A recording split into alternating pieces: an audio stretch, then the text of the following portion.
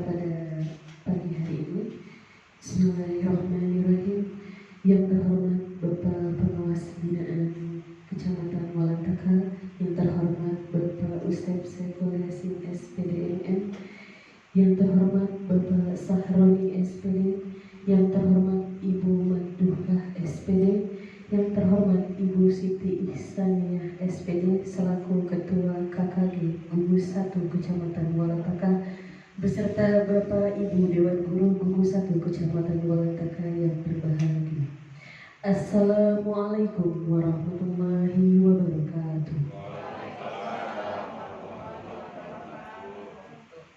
Puji syukur kehadirat Allah Subhanahu wa Ta'ala pada pagi yang berbahagia ini. Alhamdulillah berkat nikmatnya kita dapat berkumpul bersama di SD Negeri Walantaka 3 untuk mengikuti acara diseminasi penerapan budaya positif di sekolah pada Gugus 1 Kecamatan Walantaka. Salawat beriring salam marilah kita sanjungkan kepada Habibina wa Syafi'ina wa Maulana Muhammad sallallahu alaihi wasallam. Baik Bapak Ibu hadirin sekalian, untuk mempersingkat acara, marilah kita buka acara kita pada pagi yang berbahagia ini dengan bersama-sama membaca lafaz basmalah. Bismillahirrahmanirrahim. Untuk acara selanjutnya yaitu sambutan yang pertama yaitu sambutan dari Bapak Ustadz Saiful Yasin SPDMM selaku pengawas binaan. Waktu dan tempat kami haturkan.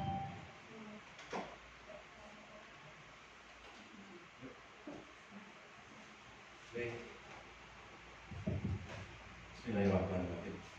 Assalamualaikum warahmatullahi wabarakatuh. Yang saya hormati Kepala Sekolah Ibu Siti Ihsaniah SPD, yang saya hormati guru penggerak Pak Sahroni dan Ibu Manduhah, yang saya hormati para peserta guru-guru gugus 1. Alhamdulillah wa syukurillah kita bisa berkumpul kembali pada hari ini dalam keadaan sehat semuanya berkat karunia Allah yang Maha Kuasa. Salawat serta salam semoga terlimpahkan kepada Nabi Muhammad sallallahu alaihi wasallam. Baik, Bapak dan Ibu semuanya,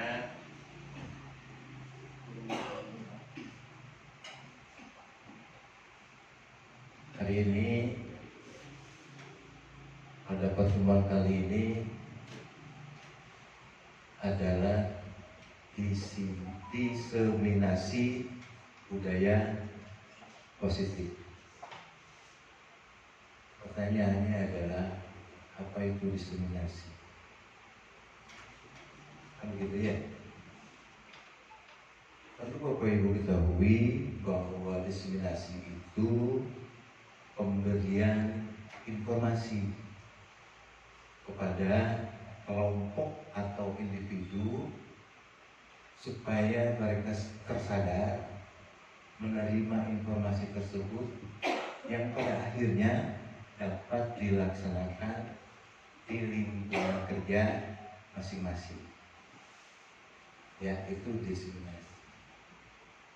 Kemudian di sini budaya positif. Budaya positif itu apa? Budaya positif itu adalah sesuatu hal yang baik, praktek baik yang harus dilaksanakan di lingkungan sekolah melalui kesepakatan-kesepakatan. Kesepakatan itu apa? Kesepakatan bersama.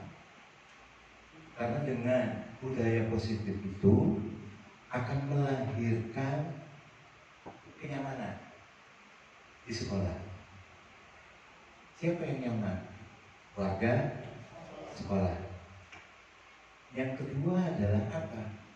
Yaitu untuk mengembangkan bakat-bakat peserta didik. Nah, sekarang kita lihat lagi, nyaman ini datang sendiri atau harus diciptakan? Kan harus diciptakan ya. Oleh siapa? Oleh kita, warga sekolah. Diciptakan.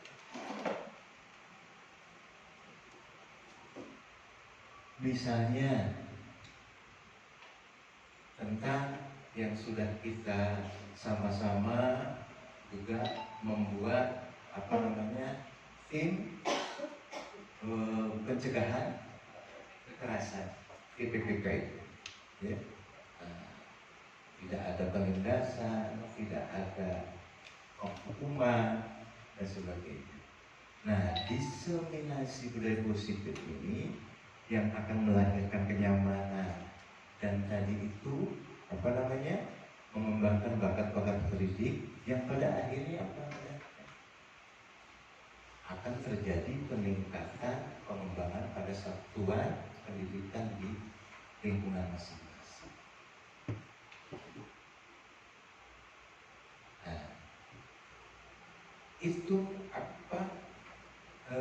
dapat tercipta jika semuanya sepakat. Kaitan dengan ini paling tidak itu akan terjadi yang namanya motivasi intrinsik di dalam diseminasi budaya positif itu, ya.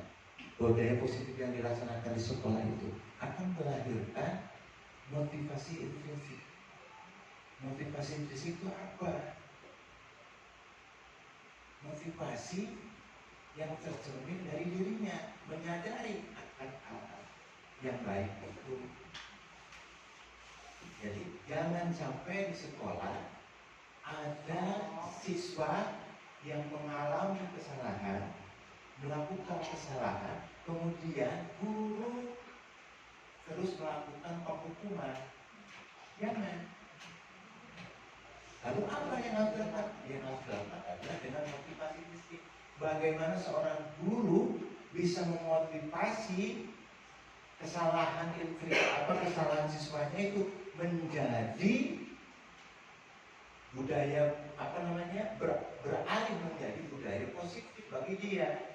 Dia menyadari akan kesalahannya, diingatkan kembali kesepakatan-kesepakatannya itu. Jadi bukan melalui penghukuman. Kita pernah melihat berbagai media, ya, di antaranya ada siswa-siswa datang terlambat dan sebagainya, itu kan, yang ada di YouTube, di media massa lain. Itu contoh bagi kita jangan terburu-buru memberi hukuman. Selidiki dulu kenapa dia berbuat begitu, sehingga akhirnya kita bisa menentukan apa yang harus kita berikan kepada siswa tersebut, ya. Nah, ini penting bagi kita. Budaya positif itu harus ditanamkan di dalam sekolah, ya, harus diciptakan oleh semuanya, dan semua warga sekolah mengerti akan budaya-budaya baik itu. Karena sekarang di dalam kurikulum Merdeka itu masuk dalam program pembelajarannya. Di antaranya adalah P5 ini program P5. Sebelum P5 P3 itu apa namanya? Apa?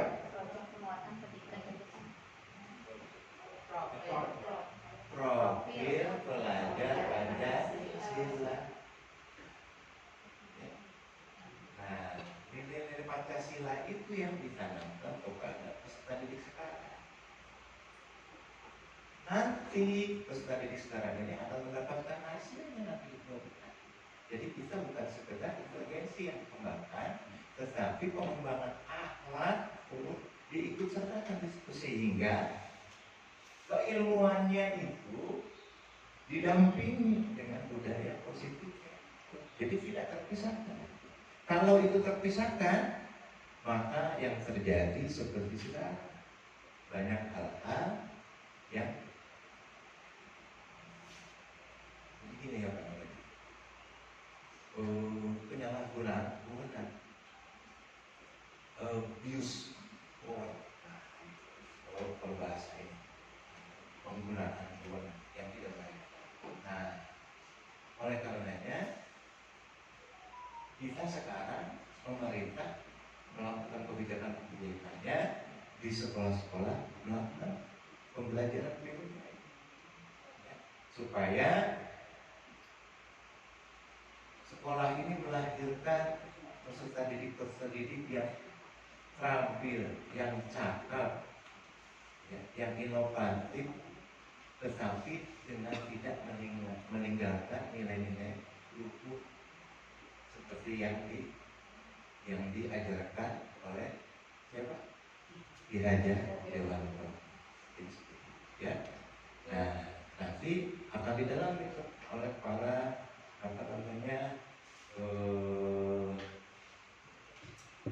narasumber apa sih budaya positif itu? Seperti apa kegiatan-kegiatannya dan lain sebagainya. Diharapkan juga kepada teman-teman yang lain untuk mengikuti dengan seksama dan pada akhirnya bisa mengimplementasikannya di sekolah masing-masing. Barangkali itu yang saya bisa sampaikan. Terima kasih. Mohon disimak nanti penjelasannya, ya, jangan sampai disia-siakan. Dan terakhir, aku ucapkan selamat dan Bapak akhiri. Assalamualaikum warahmatullahi wabarakatuh.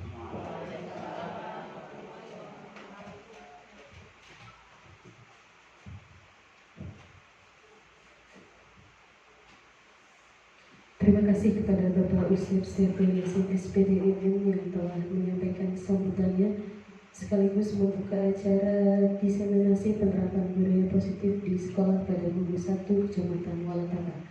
Untuk sambutan yang selanjutnya yaitu sambutan dari Ibu Ihsaniyah SPD selaku Ketua Gugus 1 Kecamatan Walataka.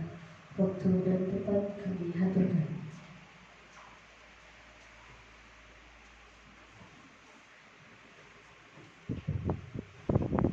Assalamualaikum warahmatullahi wabarakatuh. Yang terhormat Bapak Syaiful Yasin SPDNE selaku pengawas binaan gugus 1, yang terhormat CGP yang sekaligus kepala sekolah Walataka 2 dan 3 yaitu Bapak Sahroni SPD, dan yang saya cintai, khusus yang dicintai ya, CGP nyapa 1 yaitu Ibu Mamduha. Nah, saya tidak bisa banyak-banyak berkata ya. Saya ucapkan selamat melaksanakan diseminasi. Mudah-mudahan ilmu yang ditimpa, diajarkan di CGP nanti bisa diimbaskan ke guru-guru yang lain dan bisa memajukan sekolah-sekolah khususnya di gugus 1 ya Pak Roniah sama Noima. Selamat udah terpilih, semoga perjuangannya berhasil dan memuaskan, hasilnya bagus dan membuat gugus 1 tambah maju. Maaf di sini saya ngomong gugus 1 ya karena kebetulan tadi disinggungnya sebagai ketua gugus 1. Kebetulan ini mah ya, bukan prestasi, kebetulan saya ditunjuk jadi ketuanya. Jadi saya mewakili gugus 1 mengucapkan selamat melaksanakan diseminasi. Semoga acaranya berjalan lancar. Yang hadir juga dapat ilmu dari CGP kita yang hebat. Mudah-mudahan sukses, selamat sampai tujuan. Nah, itu saja mungkin yang bisa saya sampaikan ya. Selamat melaksanakan. Kami tutup dengan ucapan billahi taufiq wal hidayah. Wassalamualaikum warahmatullahi wabarakatuh.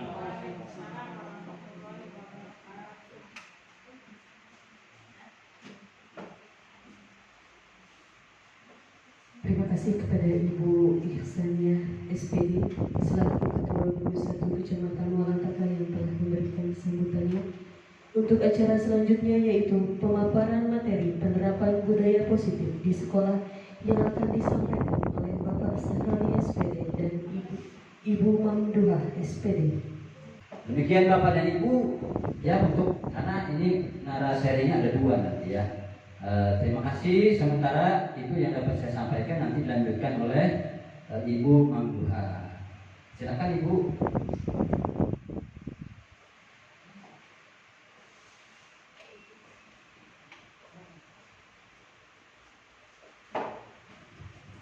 Baik, terima kasih Pak untuk materinya.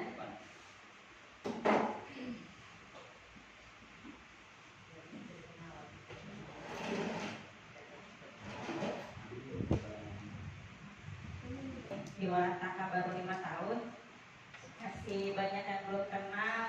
Maaf, saya berdiri di sini bukan berarti saya yang bisa gitu, tapi saya cuma dikasih kesempatan menempuh pendidikan ini lebih dulu dari Bapak Ibu. Semoga nanti kedepannya Bapak Ibu bisa ikutan CGP juga. Insya Allah banyak materi Bu, banyak materinya tuh yang benar kita bisa membuka mata. Oh, saya tuh jadi guru baru sekecil ini ya, baru cuma sekecil gitu. Ternyata guru itu sangat-sangat luar biasa.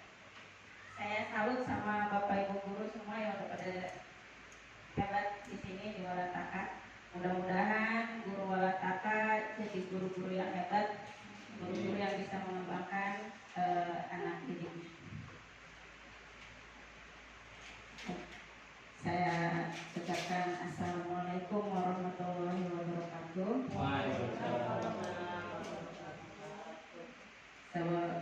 Sebelumnya perkenalkan, nama saya Mangguha, CGP Angkatan 10 Kota Serang dari SD Nyapa 1 Kecamatan Warataka. Hari ini saya berkolaborasi dengan Pak Roni untuk kegiatan diseminasi positif, budaya positif di sekolah, kelompok kerja gugus satu Kecamatan Warataka. Melanjutkan materi dari Pak Roni tadi, sebenarnya materi dari Pak Roni tadi itu udah banyak sekali ya, sudah mencakup dari semuanya. Tapi di sini saya akan mencoba menginformasikan kembali ke Bapak Ibu materi yang sudah saya terima mengenai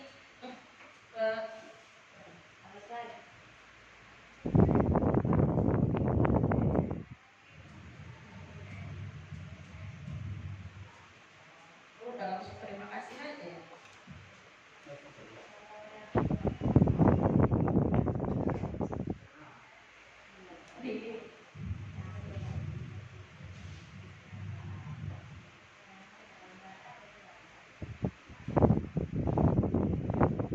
Nah, di sini saya akan mencoba memberikan materi tentang kebutuhan dasar manusia dan dunia berkualitas. Kebutuhan dasar manusia, kita itu sebagai manusia pasti punya kebutuhan dasar ya. Nanti ada 5 kebutuhan dasar manusia yang semuanya itu harus dipenuhi. Apa aja sih kebutuhan dasarnya itu untuk bisa menciptakan dunia yang berkualitas? Kebutuhan-kebutuhan itu harus terpenuhi supaya tidak ada terjadi pelanggaran.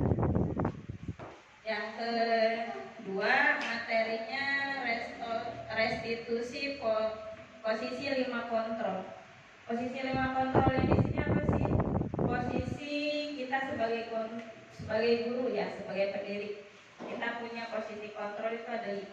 Nanti kita akan jelaskan. Dan yang terakhir, segitiga restitusi ini sebenarnya sebuah dialog antara guru dan siswa. Ketika siswa ada yang melakukan kesalahan, kita tidak langsung, "Hai nak, kamu salah gini." Enggak, tapi ada proses dialog. Kita gali dulu kenapa dia itu bisa melakukan kesalahan. Kita cari tahu alasannya kenapa, sehingga dia nanti bisa sadar, oh iya yang saya lakukan itu salah. Nanti gimana ya cara saya memperbaikinya, itu dialog antara guru dan siswa. Nanti ada juga contohnya. Makna disiplin positif. Disiplin positif sudah dijelaskan tadi sama Pak Roni. Di sini ada dokter yang belajar yang yang pelajari tentang teori kontrol atau teori PTH. Ada 4 di sini dari teori kontrol ini. Anda tidak bisa mengontrol orang lain, hanya Anda yang bisa mengontrol diri Anda. Kita tidak bisa mengontrol orang lain. Kita paling bisa hanya memberi saran, memberi masukan. Tapi yang punya kendali atas diri kita ya diri kita sendiri. Kita tidak bisa memaksakan, oh iya Bu Tuti harus ngambil keputusan yang seperti ini ya. Kita paling hanya bisa memberikan saran. Sama seperti kita kepada murid. Murid tidak bisa dikontrol karena dia juga terlahir dengan 2 kodrat alam dan juga kodrat zaman. Kodrat alam itu apa? Kodrat bawaan dari dirinya sendiri. Kita tidak bisa memaksa murid, kamu harus duduk di sini diam, nulis, perhatikan Bu Guru. Pasti anak itu ada yang berkeliaran. Tapi gimana cara kita mengontrolnya supaya anak ini tidak terlalu berkeliaran atau terlalu aktif? Itu dengan dialog juga. Tapi keputusan untuk tidak aktif dan aktifnya itu tetap dari diri anak, bukan dari diri kita. Kita hanya bisa memberikan pemahaman, kalau kamu belajar, kalau kamu lari-larian, nanti tugas nggak selesai, badan jadi capek. Ketika anak ya, nanti saya capek, mendingan saya selesaiin dulu, gitu kan. Itu kesadaran dari dalam diri anak. Itu makna dari disiplin. Belajar kontrol diri dengan menggali potensi kita agar tercapai tujuan mulia, yaitu sesuatu menjadi seseorang yang kita inginkan berdasarkan nilai-nilai yang kita hargai. Yang seperti tadi saya ungkapkan, ketika motivasi itu intrinsik dari dalam diri anak, tanpa kita harus setiap hari melakukan percakapan yang sama. Jangan lari-larian, anak nanti udah sadar sendiri gitu. Oh mendingan saya stay dulu, duduk dulu gitu. Meskipun kalau udah selesai, kadang suka lari-larian lagi. Itu kreativitas guru. Mungkin anak dikasih kalau dia memang pengetahuannya di atas teman-temannya, kita kasih materi juga yang di atas temannya biar dia bisa sibuk dengan kerjaannya dia tapi nggak ngeganggu yang lain. Kerjaan, iya, pengayaan maksudnya. Sama, semua perilaku itu memiliki tujuan. Setiap perilaku apapun yang kita lakukan, baik kita sebagai orang dewasa ataupun anak kecil, itu pasti tujuan. Tujuannya seperti anak-anak yang bandel itu rata bandel dalam tanda kutip kan. Kalau anak itu bandel karena ada kebutuhan yang tidak terpenuhi. Contohnya mungkin dia cari perhatian, itu kan berarti kebutuhan kasih sayang dia tidak terpenuhi, makanya dia mencari perhatian. Makanya tidak ada tindakan atau perilaku anak itu yang salah. Cuma kebutuhan dasarnya dia sebagai manusia ada satu yang belum terpenuhi, makanya dia terkesan menyimpang. Padahal dia tuh cuma ingin, saya tuh ingin diperhatian, ingin perhatian dari guru, tapi kok si guru sibuk dengan ini gitu. Jadi mungkin itu perilaku dia, cara dia untuk mendapatkan perhatian. Bahasa Inggris. Itu masuk ke motivasi. Teori motivasi yang tadi sudah dijelaskan sama Pak Rudi. Ada untuk menghindari hukuman, untuk mendapatkan imbalan, untuk menghargai diri sendiri. Dan tadi Pak Roni udah bilang, hukuman itu tidak bagus ya, tadi identitas gagal. Kan? Kenapa identitas gagal? Penghargaan pun juga belum tentu bagus. Karena ada anak merasa iri tadi kan. Anak iri, ini kok dipanggilnya si pinter, si ganteng, si kasar, segala macam gitu ya. Saya kok nggak dipanggil gitu, otomatis iri dong. Itu kan temporary juga. Ini yang identitas gagal ini untuk menghindari hukuman dan juga untuk mendapatkan imbalan. Yang ketiga, untuk menghargai diri sendiri. Untuk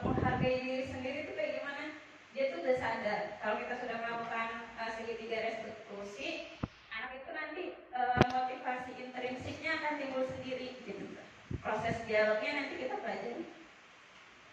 Nilai-nilai kebajikan dan juga keyakinan kelas.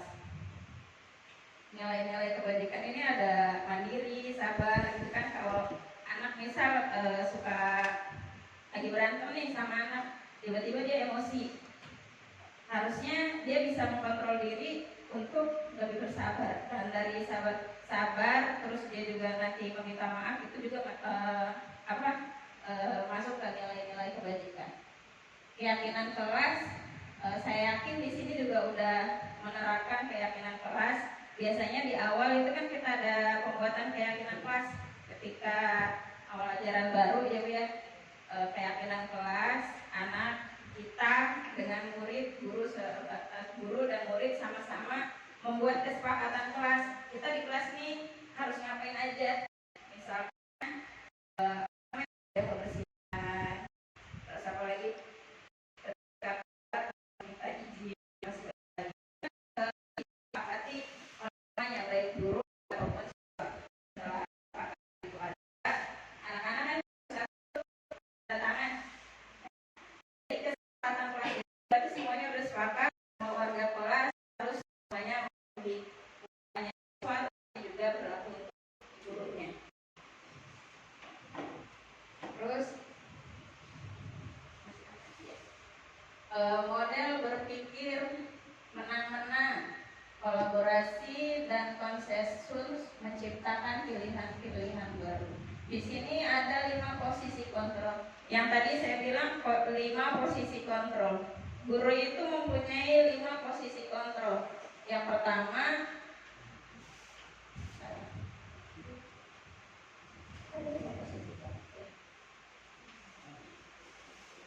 posisi kontrol di sini. Yang pertama sebagai penghukum, yang kedua pembuat merasa bersalah, yang ketiga teman, yang keempat pemantau, yang kelima manajer. Kira-kira nih kalau saya tanya, dari kelima posisi kontrol ini peran kita itu udah ada di titik yang mana ya? Penghukumkah, pembuat rasa bersalah, teman, pemantau, atau manajer?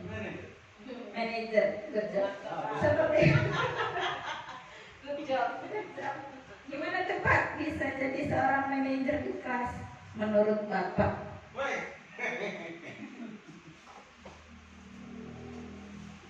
Terima kasih kepada Ibu Imam yang telah memberikan waktunya. Sedangkan saya tadi itu cuma iseng lagi. Maksudnya manajer itu kita kan sebagai guru gitu ya di kelas, otomatis kan sebagai orang tuanya, kita di kelas sebagai orang tuanya.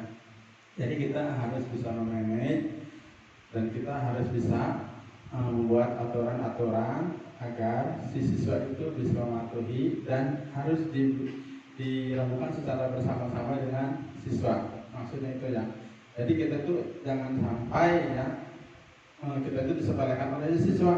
Yang membuat aturan itu kan guru ya, dari sekolah guru. Jadi siswa itu jangan sampai melalaikan aturan tersebut. Walaupun sudah ini harus disepakati, tapi ya jangan asal membuat aja. Harus ada kesepakatan antara siswa dan guru. Harus ada misalkan istilahnya sebelum ada peraturan itu harus di perencanaan itu di kesepakatan kelas apa saja yang harus disepakati agar tidak terjadi kesalahan antara kesalahan siswa. Ya, mungkin itu ya. Jadi tetap guru sebagai manajer. Pegang kendali ya. Alhamdulillah, terima kasih. Berarti di Wanata kamu udah hebat-hebat ya. Karena semuanya udah jadi manajer. Ya betul. Hal yang paling hal yang harus dikuasai guru itu untuk menjadi seorang manajer. Tapi manajer yang seperti apa? Bukan manajer perusahaan tentunya kan? Beda. Kontrol kita sebagai manajer, sebagai penghukum, sebagai pembuat merasa bersalah, teman dan juga pemantau, apalagi manajer. Pak Anton keren sekali, sudah bisa jadi seorang manajer. Ya, dari orang manajer itu berarti Pak Anton udah bisa menerapkan segitiga restitusi ini. Ya, dari manajer ini segitiga restitusi ketika kita berdialog dengan siswa, itu kita bisa menstabilkan identitas, validasi kebutuhan, dan juga menanyakan keyakinan. Nanti untuk lebih lanjutnya ada di slide yang berikutnya. Yang saya bilang, kenapa anak itu bisa berperilaku menyimpang? Karena ada kebutuhan yang tidak terpenuhi. 5 kebutuhan itu apa? Ini bertahan hidup. Bukan cuma sebagai seorang murid, kita saja udah dewasa, kebutuhan bertahan hidup itu penting. Kita hidup itu untuk apa? Untuk bertahan kan? Makan, segala macam, iya, survive. Ya. Kebutuhan bertahan hidup. Kebutuhan selanjutnya itu penguasaan. Kayak gimana penguasaan? Bukan berarti kayak apa namanya, kayak kalau penguasa, tidak seperti itu. Kadang ada anak kan, ini meja saya, jangan ada yang nyenggol-nyenggol meja saya. Itu penguasaan. Ketika dia nyenggol, Noel, ditowel juga lah tuh si bocah, gitu kan? Jadilah ada berantem. Itu kenapa? Ya karena penguasaan dia yang diganggu gitu tuh. Kebutuhan dia, kebutuhan pribadi dia yang terganggu, sehingga dialah melakukan kesalahan gitu. Jadi karena kebutuhannya tidak terpenuhi. Selanjutnya, kasih sayang dan rasa diterima. Yang seperti saya bilang, terkadang ada siswa yang mencuri perhatian dengan cara jahil ke temannya. Karena apa? Sebenarnya dia tuh pengen diperhatikan sama guru, tapi si guru kok perhatiannya sama si Udin aja. Iya, si Junatnya ini tuh. Jadi dia gangguin si Udin lah, biar nanti bu guru tuh ngeliat ke saya loh gitu. Jadi kebutuhan kasih sayang dia belum terpenuhi, makanya dia jauh temennya aja. Terus kesenangan. Juga ketika anak sedang senang, lagi senang aja, saya bilang tipe belajar kita berikan diferensiasi. Anak itu kan beda-beda. Ada yang belajarnya senangnya sambil tiduran atau apa, tapi itu kesenangan mereka. Kalau kita ganggu juga, nanti dia juga pasti ada berontak atau apa gitu. Selanjutnya kebebasan. Sama seperti anak, kita juga ada butuh kebebasan bereksplorasi gitu ya. Anak-anak mungkin kebebasan bereksplorasinya tentang apa gitu. Kalau itu dibatasin sama kita, anak juga pasti akan merasa tidak nyaman.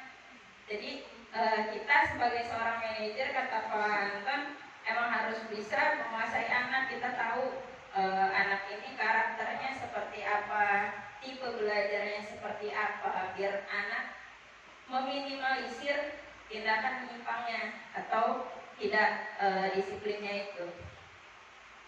Lanjut pada. Nah, ini yang tadi 5 kebutuhan dasar manusia: bertahan hidup, kasih sayang dan rasa diterima, penguasaan, kebebasan, dan juga kesenangan. Lanjut pada. Nah, dari 5 kebutuhan dasar itu, ketika semuanya sudah terpenuhi, itu akan menghasilkan dunia yang berkualitas. Dunia yang berkualitas itu apa? Dunia berkualitas adalah tempat khusus dalam pikiran Anda, tempat Anda menyimpan gambaran representasi dari semua yang Anda inginkan.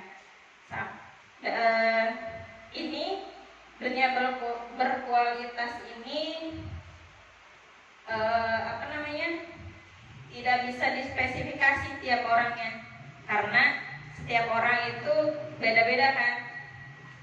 Dia bisa berisi orang-orang atau hal-hal apa saja yang terbaik dalam hidup Anda dan membuat Anda merasa bahagia dan terpenuhi kebutuhan dasarnya. Kadang kita ingin kalau sekarang kita ya quality time gitu. Itu bisa buat kita enjoy dengan dunia kita, jadi bisa menghasilkan dunia yang berkualitas tanpa ada ikut campur dari orang lain. Kita nggak usah peduliin apa sih omongan orang lain juga gitu tuh. Bahagianya dia belum tentu bahagianya saya juga gitu kan, caranya beda. Inilah dunia berkualitas. Yang penting budaya.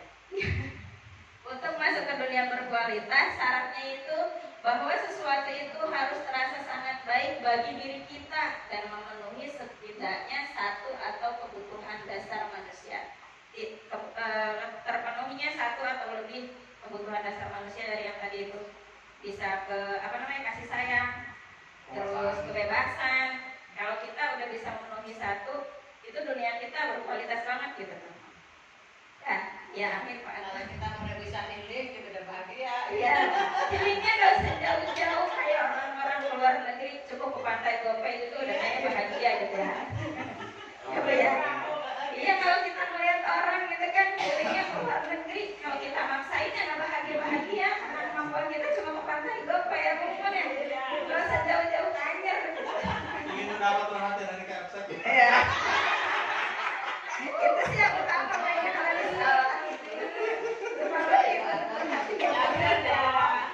Supaya dikasih healing.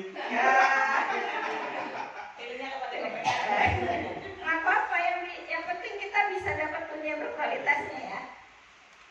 Gambaran dunia berkualitas itu unik, spesifik untuk setiap orang. Seperti yang tadi saya bilang ya, setiap orang punya dunia berkualitas, tapi dengan caranya sendiri gitu, nggak bisa maksain ya Bu ya.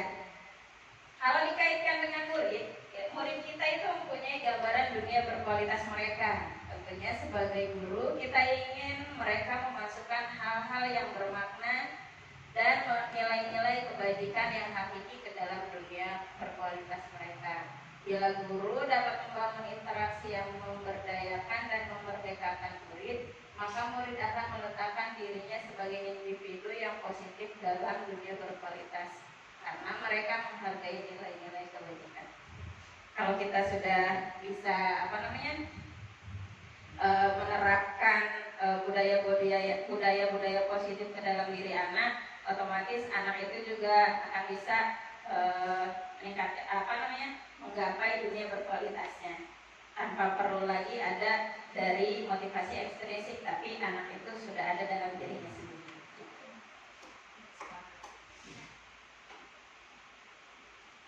Yang dari tadi ditanyain restitusi, apa sih restitusi itu gitu kan?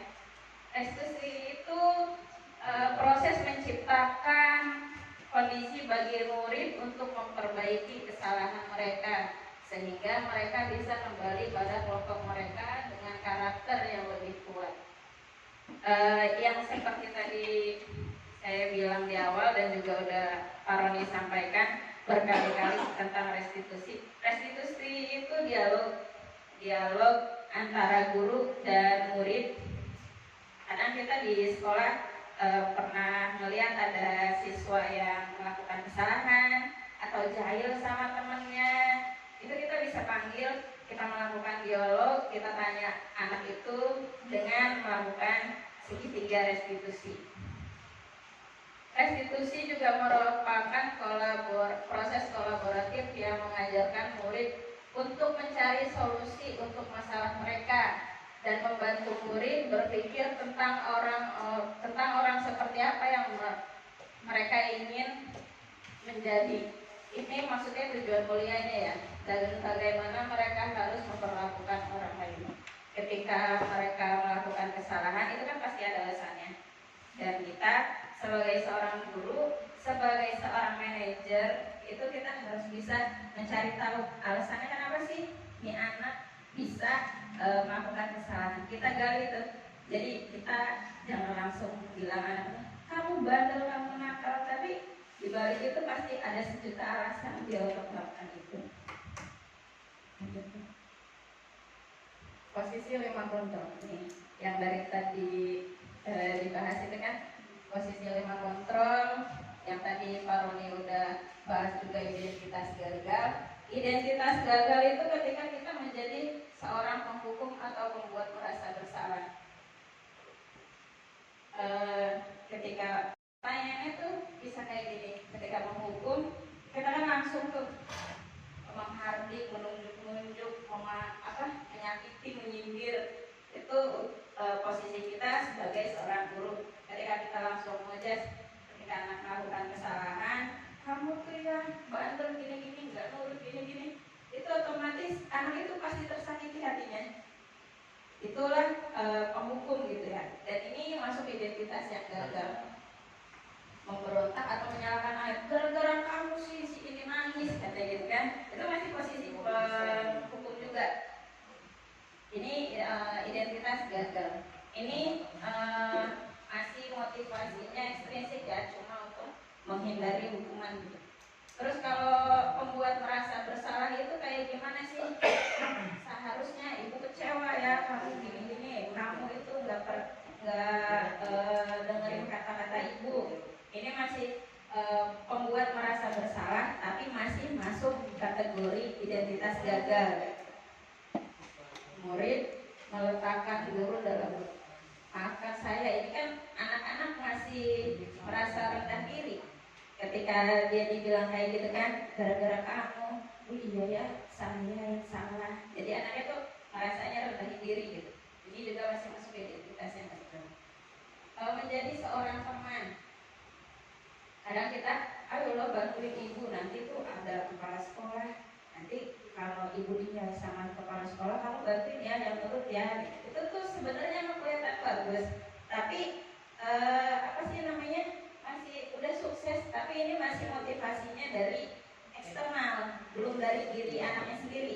Makanya ini masih bagus, tapi kalau bisa mah yang gak jadi teman juga gitu tuh.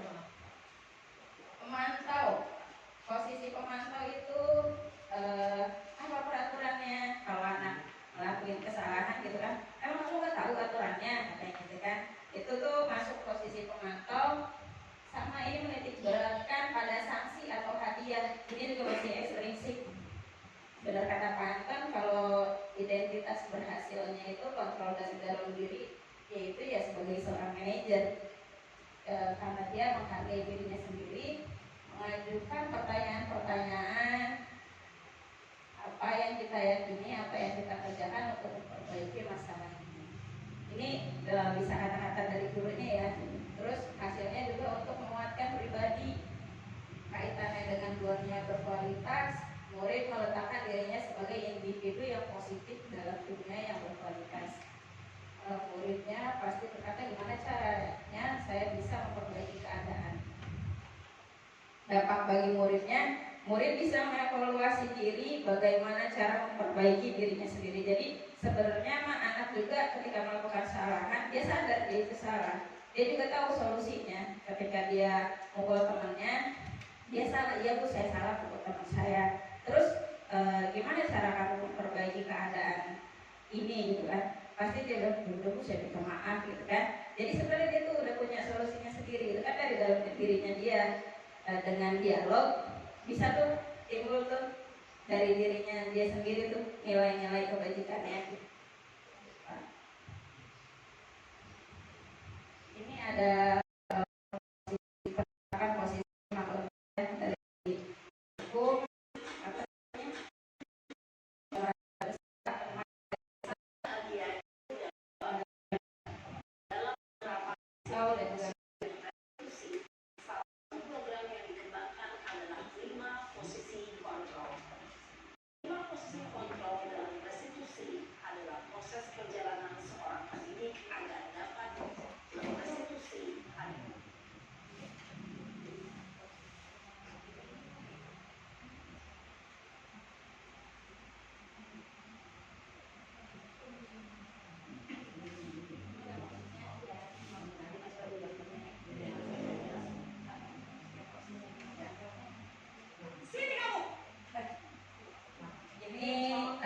contoh kalau kita sebagai penghukum.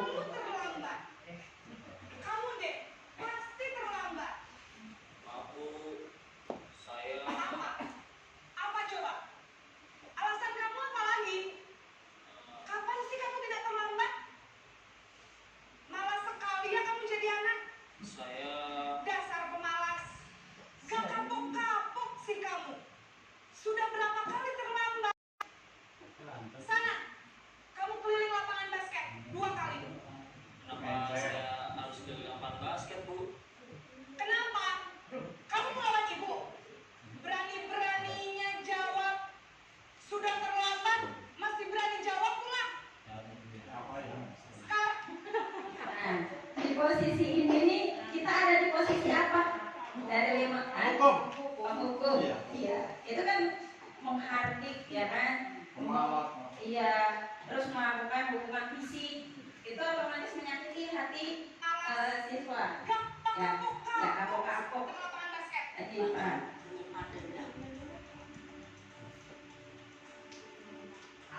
Nggak ada berantakan. Itu sekarang posisi pembuat merasa bersalah. Nih, kalau kita ada di posisi pembuat apa tadi? Membuat merasa bersalah.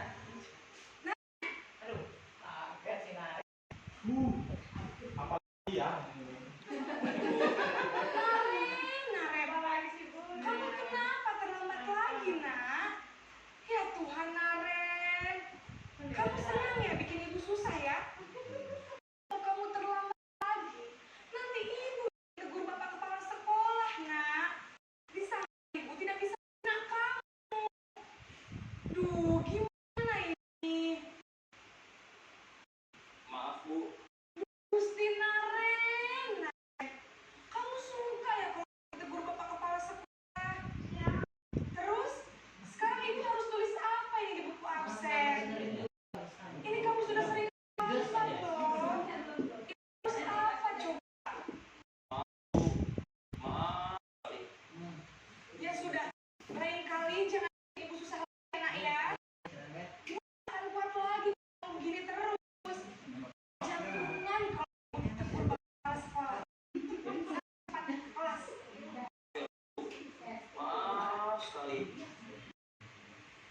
Kalau ini tadi pembuat dia merasa bersalah, dia cuma bisa merasa bersalah doang. Si ini belum tahu alasan dia kenapa terlambat. Ya, ini bisa juga gitu kan. Si anak ini ada sakitnya juga gitu. Ya, walaupun agak lembut dari hukum karena ini nggak pakai hukuman fisik. Rasa bersalah, dirinya yang bersalah, dan ia akan. Wah, sudah jam berapa ini, Nak? Terlambat lagi ya, sayang. Iya Bu, habis ibu saya lupa bangunkan saya Bu. Kamu malah menyalahkan ibu kamu.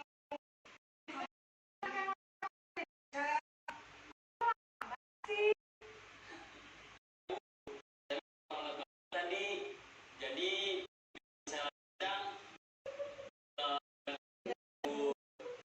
Ya sudah, nanti lain kali lebih kenceng lagi.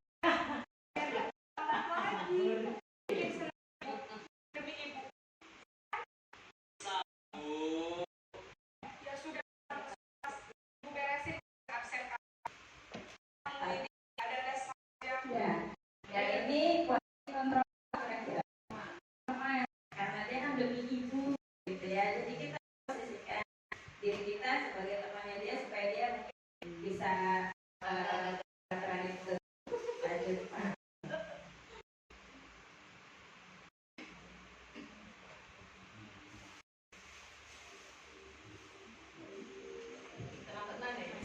Masih ini posisi lima kontrol ya. Kita lihat dulu satu-satunya seperti apa penanganan.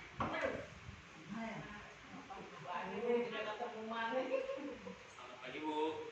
Naren, apa peraturan sekolah kita tentang jam berapa kita harus masuk sekolah, Nak? Kita harus di sekolah jam 7 Bu. Iya betul, sekarang sudah jam 7.20. Naren sudah tahu konsekuensinya jika terlambat hadir. Paham Bu, saya harus tinggal kelas pas jam istirahat selama 20 menit. Iya benar, konsekuensinya demikian.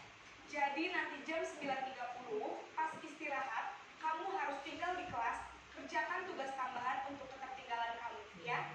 Baik Bu. Dan kalau yang ini posisi apa tuh? Posisi apa? Ya,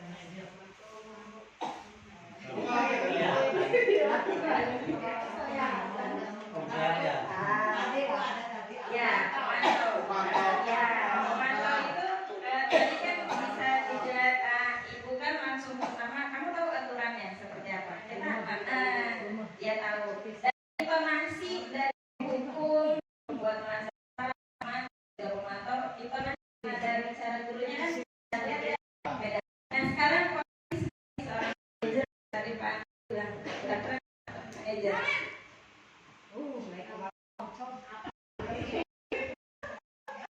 Ibu, Pagi Naren. maaf Bu, saya terlambat.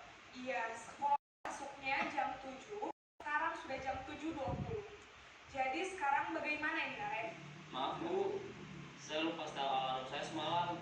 Baiklah, menurut kamu, keyakinan sekolah yang mana yang perlu kamu tingkatkan? Menghargai diri sendiri dan orang lain mungkin ya Bu. Setuju. Jadi, apakah Naren meyakini prinsip saling menghormati tersebut? Iya Bu, saya meyakininya. Apakah Naren bersedia memperbaiki masalah keterlambatan ini? Bersedia Bu. Bagaimana kamu akan memperbaiki masalah keterlambatan ini? Saya akan coba untuk tidak lupa menyetel alarm saya Bu. Baik, kalau Naren lupa menyetel alarm di rumah, ada orang yang kira-kira bisa bantu mengingatkan tidak? Ada Bu, kakak saya, Kak Emma. Ada lagi selain Kak Emma? Selain Kak Emma, ada ibu saya. Baik, jadi yang mengingatkan Naren adalah Kak Emma dan ibu kamu ya? Kira-kira akan mulai start alarm kapan nih Naren? Setelah pulang sekolah, akan segera saya lakukan. Baik, jadi Naren Alarm terus. besok pagi mati alarm. Naren ya? Ada lagi yang mungkin perlu dilakukan Naren? Agar tidak terlambat bangun lagi. Tidak ada Bu. Baik Naren, terima kasih untuk kerjasama kamu. Sekarang kamu perlu kembali ke kelas untuk belajar. Baik Bu, terima kasih. Ini posisi sebagai seorang manajer. Apa yang ada di dalam diri anak itu kan semuanya bagus. Alasan dia terlambat kenapa? Secara alarm. Terus dia juga dari dialog itu dia sendiri yang menemukan solusinya kan? Ya, gimana caranya supaya nggak terlambat secara alarm? Kalau alarmnya masih nggak bisa juga siapa? Ada kakaknya, ada ibunya. Itu dari dalam diri anak, bukan lagi dari luar. Kalau cuma hukum, misalnya anaknya, nanti kamu besok datang lagi ya, gitu. Dia datang pagi tapi dengan paksaan karena menghindari hukuman. Tapi kalau ini dia sendiri yang menemukan solusinya, dia sendiri yang bisa memperbaiki dirinya sendiri. Gitu. Lanjut Pak. Jadi di posisi 5 kontrol ini jelas ya. Sekarang dari tadi restitusi. Apa itu restitusi? Restitusi itu sebuah proses dialog. Sebenarnya udah ada juga di dialog yang tadi itu tentang restitusi. Tapi kalau segitiga restitusinya itu ketika kita berdialog itu ada tiga tahapan. Pertama, menstabilkan identitas, validasi tindakan salah, dan juga menanyakan keyakinan. Kayak gimana sih menstabilkan identitas? Kita panggil dulu anaknya, nanti ada juga videonya. Tapi untuk sebelum kita ke video,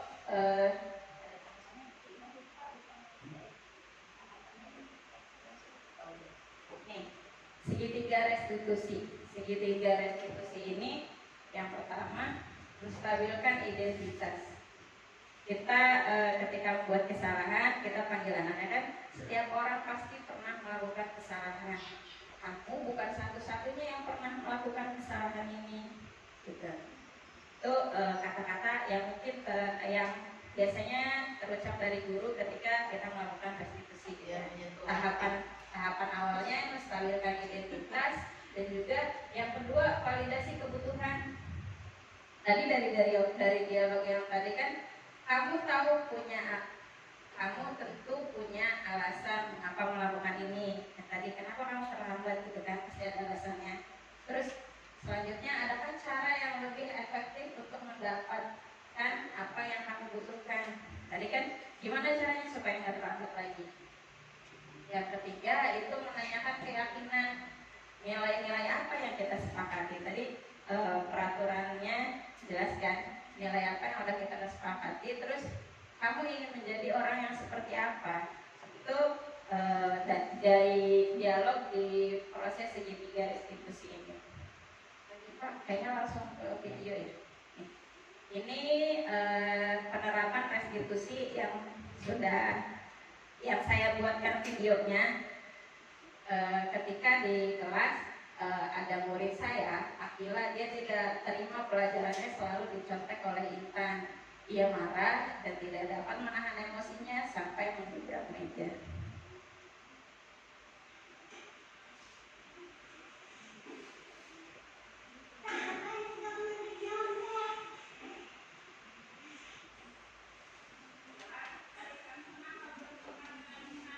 Di sini menstabilkan identitas.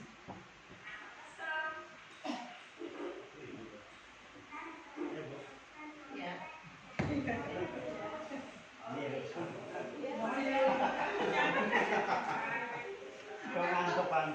Aktornya, Pak.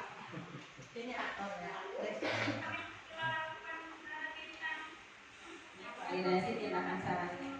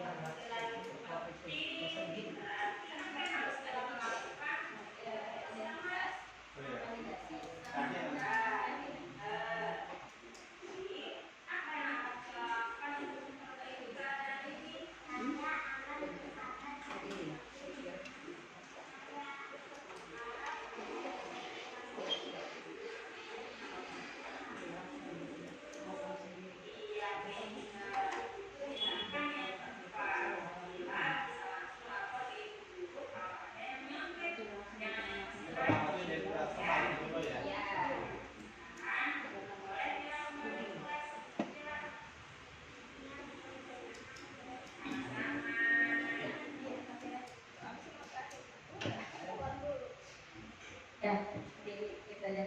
Dari sini udah pertama tadi katanya kenapa segitiga bukan persegi gitu kan? Karena kita ada 3 tahapan. Yang pertama menstabilkan identitas, validasi tindakan, yang kedua, yang ketiganya menanyakan lagi keyakinannya. Dari yang awal kan keyakinan kelas sudah dibuat di awal. Jadi anak kan dan itu ditempel dan anak tahu tuh keyakinan kelas apa aja. Jadi ketika dia tidak menghormati temannya, dia sudah tahu itu perbuatan yang tidak menghormati temannya gitu ya, tidak menghargai juga, dan dia tidak bersabar juga karena dia masih emosian gitu kan. Segitiganya enggak, itu ke gurunya keyakinan kelas. Keyakinan kelas yang sudah disepakati di awal itu ditempel, ya kan, itu juga ditanda tangan seluruh warga sekolahan, ya, guru dan juga semua anak. Sebentar ya, azan dulu.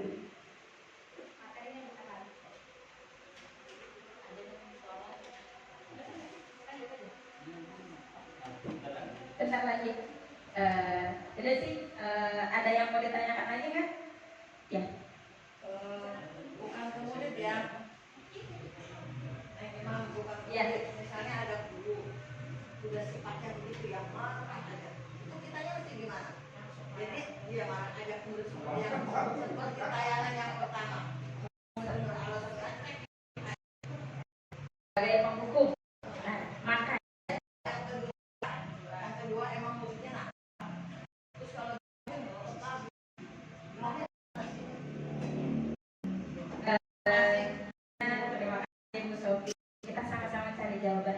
karena saya juga bukan bukan berarti lebih tahu. Yang saya bilang dari awal, saya menempuh pendidikan ini lebih dulu dari bapak dan ibu semua.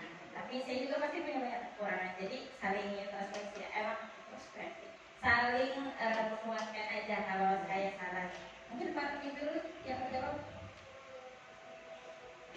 Baik Ibu, terima kasih Bu Haji. Tadi pertanyaannya terkait tentang anak Bu ya, yang marah aja begitu ya, kemudian ngotot ya.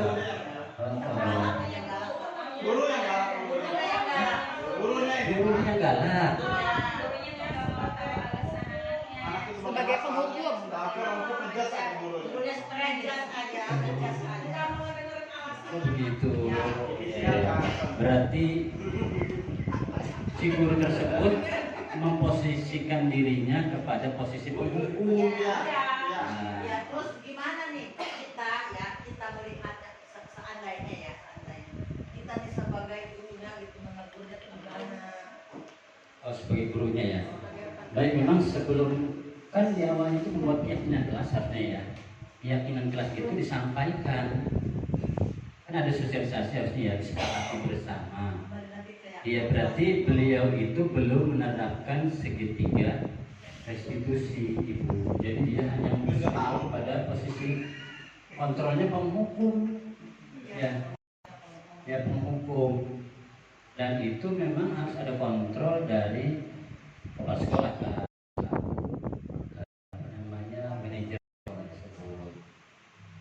Ini berarti guru tersebut tidak mau, artinya mengembangkan diri berarti kan. Ya, dia tidak mau tujuan dia itu kepada apa yang dia yakini saja, tetapi tidak menginginkan supaya murid tersebut menggali diri, supaya dia tahu posisinya dia, kesalahan apa dia, sehingga dia bisa memperbaiki secara dirinya sendiri begitu ya. Nah itu berarti yang keduanya murid kalau dimarahin itu kan kelompok lagi. Iya betul. Ya, dalam segitiga restitusi ini tentunya kembali lagi kepada profil pelajar Pancasila, di mana salah satunya ada aspek kepada berakhlakul karim ya, takwa kepada Tuhan Yang Maha Esa. Maka ketika kita menyusun restitusi itu, baik itu di menstabilkan identitas, kemudian validasi tindakan, itu kita berusaha menyusun kalimatnya itu berkaitan dengan itu Bu, Tuhannya itu. Kita gurunya Bu untuk menyusun kalimat dalam restitusi itu ya, atau misalkan kamu seperti itu oleh ibu guru maupun ibu kamu di rumah. Nah, nanti ada pembuat rasa juga misalkan ya. Jadi tadi itu kan apa kamu tidak sama ibu kamu sudah mendidik kamu ya kan yang melotot itu Ibu ya. Berkali profil Pancasila kaitkan lagi kalimatnya. Itu yang dapat saya jawab. Atau dari teman mungkin udah ada inspirasi tentang ini bisa membantu menjawab, silakan Ibu.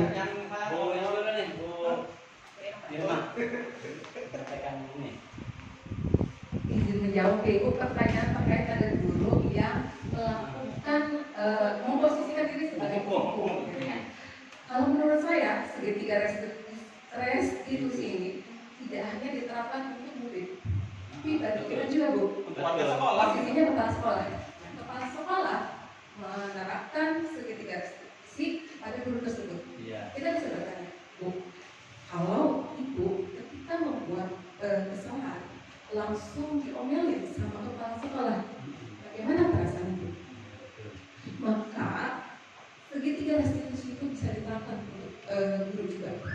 Itu penting. Bagi saya bukan hanya murid, bukan hanya ini, tapi untuk Semua warga sekolah. Semua manusia, bukan warga sekolah aja. Manusia Bu tentunya. Karena memang ketika kita menerapkan segitiga restitusi, saya pernah menerapkan posisi ini dan anak memang menyadari, ya Bu, ya saya salah gitu. Dengan begitu kita tidak usah teriak-teriak, kita tidak capek, tidak lelah dengan emosional kita. Kadang-kadang saya merasakan saya pernah gimana kontrol emosi saya sedang tidak baik di dipengaruhi oleh berbagai hal, saya marah-marah terhadap murid saya dengan emosi yang cukup tinggi. Setelahnya saya menyesal. Saya menyesal kenapa? Capek ya marah-marah gitu. Tetapi ketika saya menerapkan segitiga restitusi di situ lebih efektif. Energi kita pun tidak terbuang sia-sia. Jadi itu pentingnya segitiga restitusi menurut saya. Ini penting banget. Terima kasih atas informasinya, Bu. Assalamualaikum warahmatullahi wabarakatuh. Yang bahas nomor 1 itu kan solusi kita kan. Ya. Kita melihat dulu kan yang kelakuan begitu. Ini solusi kita. Kebetulan saya pernah mengalami kejadian ini ya. Orang itu selalu begitu ya, sehingga anaknya tersebut menjadi ketakutan untuk sekolah, sehingga saya datangi ke orang tua. Saya datangi, kenapa kamu tidak sekolah? Alasannya anak bla bla bla bla. Oh itu. Nah, setelah dia ketakutan sama guru tersebut karena sering mempelototi ya apa gitu, akhirnya saya panggil guru tersebut, walaupun dia itu posisinya lebih tua dari saya. Ya, saya dekati ya, apa permasalahan anak ini karena apa permasalahan ini si anak ini tidak mau sekolah, sehingga kan saya tebak alasannya karena apa ya, karena kalau saya nggak ada apa-apa langsung sama orang tuanya, sehingga saya langsung ngobrol dengan guru tersebut, diobrolkan aja, Pak, punten ini, sehingga dia tidak mau sekolah akhirnya. Sehingga akhirnya guru tersebut ya mendatangi si siswa tersebut agar si siswa tersebut supaya lunak ya. Jadi saya dekati guru tersebut dahulu ya. Saya juga bukan sekali ngomong, ada lebih dari 3 kali, coba Pak, insya Allah mudah-mudahan di sekolah. Jadi yang pertama itu harus diperingati dulu, bukan diperingati ya, maksudnya dideketin dulu si guru tersebut. Ya kita ngobrol pelan-pelan aja, jangan langsung nanti akhirnya ribut dulu sama guru ya. Tetapi kita harus melakukan pendekatan terhadap guru tersebut, karena itu setiap hari kita lihat, setiap hari kita jalani, mungkin cukup ya. Karena itu udah dialami oleh saya, alhamdulillah ya, akhirnya dia menyadari ya, karena dengan kekerasan itu tidak akan menciptakan suatu solusi, tetapi dengan ya kita itu sering dipantau ya. Gitu. Jadi jangan hanya di kelas saja ya. Oh ya. Jangan hanya pelajaran kita saja, pelajaran yang lain juga ya. Kalau ada olahraga saya kita ikut, lihatin aja di lapangan, terpotong. Saya warahmatullahi wabarakatuh. Tadi saya mau jalan-jalan kita Terima kasih Pak Anton dan Bu. Iya. Udah makasih. Ya, kalau bisa saya ambil kesimpulan dari Pak Anton, Pak Roni, dan Bu Irma, segitiga restitusi ini kalau ada guru yang masih dia posisinya sebagai pemantau tanpa mau tahu anaknya kayak gimana, solusinya kayak gimana gitu kan. Solusinya ya diseminasi ini. Itulah tujuan kami CGP ya, untuk mensosialisasikan ini biar pemahaman itu tidak hanya buat pribadi kita yang ikut pendidikan, tapi juga bisa berdampak kepada rekan sejawat gitu. Segitiga restitusi ini sebenarnya bukan cuma diterapkan di sekolah aja, tapi kita sebagai seorang orang tua, anak di rumah bisa. Jujur dari semenjak belajar segitiga restitusi ini, saya lebih bisa ke emosi, entah di sekolah ataupun di rumah. Biasanya terutama ketika anak susah gitu diaturnya gitu kan, pasti nada tinggi kan, tapi anak juga ya jujur aja gitu tuh, coba pelanin, ajak dialog. Toh ternyata yang Bu Irma bilang, emosi kita itu malah bikin kita capek. Tapi kalau kita ngobrol gitu kan, kita ajak anak itu berdiskusi alasannya apa, kenapa dia melakukan kesalahan, solusinya dia sendiri loh yang tahu gitu. Sebenarnya dia tahu solusinya atas kesalahan apa yang dia perbuat, tanpa harus kita kamu tuh ya gitu kan. Tapi Bu, saya salah, nanti saya minta maaf ya Bu, saya udah gak menghargai teman saya, gak menghargai diri sendiri karena saya masih emosian gitu kan. Itu dari kayak gitu kita udah bisa menerapkan segitiga restitusi, bukan hanya di sekolah tapi kepada anak kita di rumah juga bisa. Itu aja mungkin ya, cukup. Boleh nggak sih satu lagi pendengar rumah? Siang gitu kan, itu dari kayak gitu kita udah bisa apa namanya menerapkan segitiga restitusi, bukan hanya di sekolah tapi kepada anak kita di rumah juga bisa. Itu aja mungkin ya cukup. Boleh nggak sih satu lagi pendengar lunak? Boleh. Banyak bener-bener ya. Boleh. Ungkapin aja bener-benernya lah. Sekalian kok. Terima kasih atas waktunya. Saya ingin bertanya tentang dunia berkualitas. Bagaimana sih caranya agar kita punya dunia berkualitas? Itu saja. Terima kasih. Udah, setiap hari harus ya.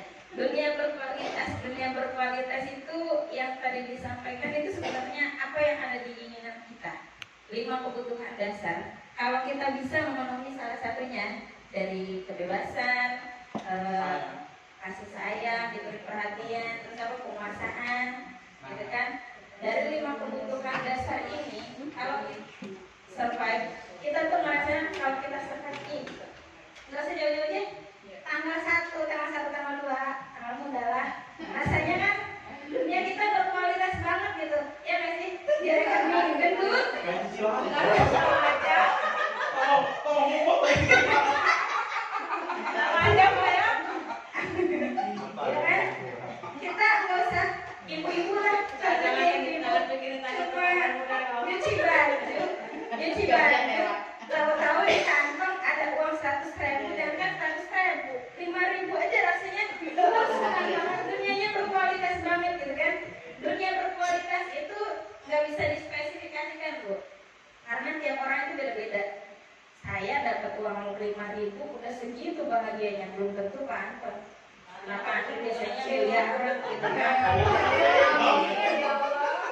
Bahagianya saya beda dong dengan bahagianya Pak Anton. Begitu juga dengan dunia berkualitas. Kita bisa memaksakan dunia saya tuh udah berkualitas, enak gitu ya.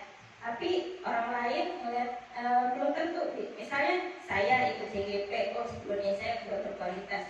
Umuman ikut CGP, aduh saya tahu katanya. Berarti kan dunia berkualitasnya beda, gitu kan? Sama, saya dapat uang 5.000, saya udah buat bahagia banget. Bukti dapat uang 5 juta, masih B aja. Jadi kan beda. Tuh. Jadi kalau gimana caranya 5 kebutuhan ini terpenuhi salah satunya saja, bisa menghasilkan dunia yang berkualitas. Seperti itu. Mungkin ada yang menambahin dari rekan yang lain atau Pak Roni? Sudah cukup. Ada lagi Bu unek-uneknya? Sudah. Sudah. Ya. Tidak ada kekangan. Ya. Demikian materi yang bisa saya sampaikan. Ada sedikit quotes dari saya. Guru hebat bukan guru PNS, bukan guru honor ataupun guru P3K, juga bukan guru yang udah dapat sertifikasi, apalagi guru yang penggerak. Guru yang hebat itu guru yang selalu dirindukan oleh murid-muridnya. Ya, kita aja.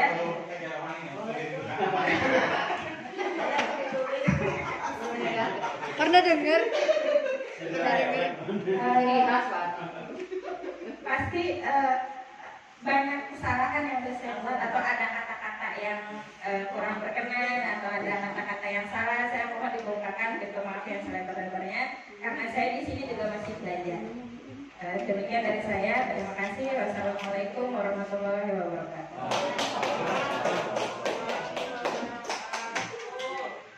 Baik Bapak Ibu, demikian pemaparan yang sudah dapat disampaikan.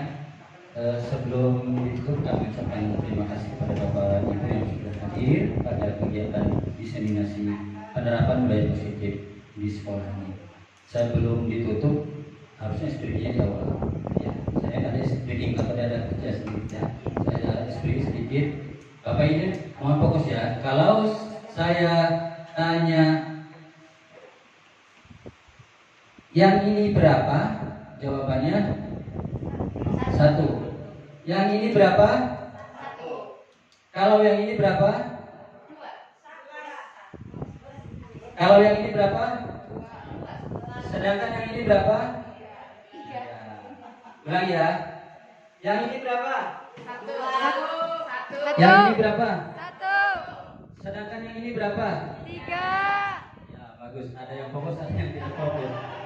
Kalau pertanyaannya yang ini berapa, tetap jawabannya 1, jangan melihat dari saya. Terima kasih Bapak Ibu guru hebat untuk semua kebersamaan.